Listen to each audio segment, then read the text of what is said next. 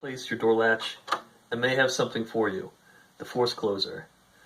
When my daughter was born, she would wake up even to that.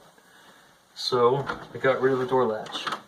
And to do that, you take these two screws out.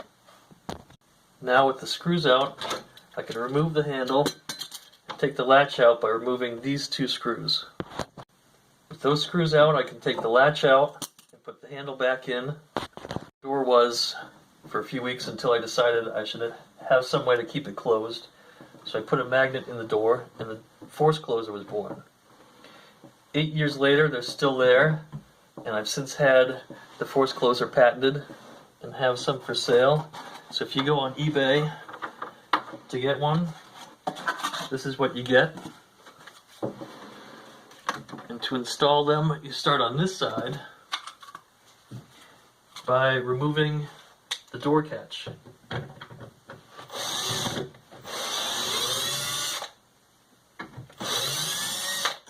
To do that, take out these two screws.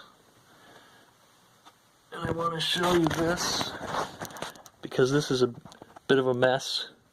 This door started to sag, so a carpenter or the previous homeowner decided to take this off, chisel this out, and slide this down. And I'm showing you this because you might run into this. If your door is factory machined, you won't have a problem, but if it's been altered, you may need to do some drilling or chisel that out to clean it out, and hopefully it looks better than this. But anyways, then you take the silver or the smaller magnet, carefully slide it off and go straight to the door and secure that with the original two screws.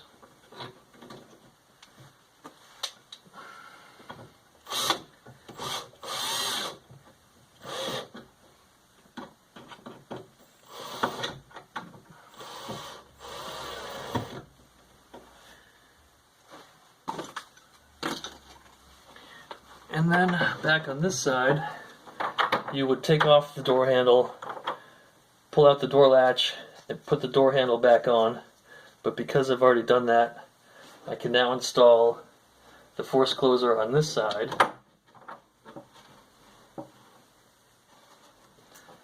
And I'd secure it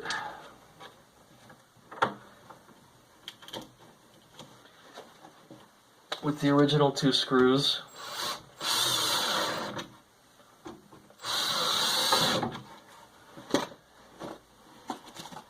Now the door is ready to close.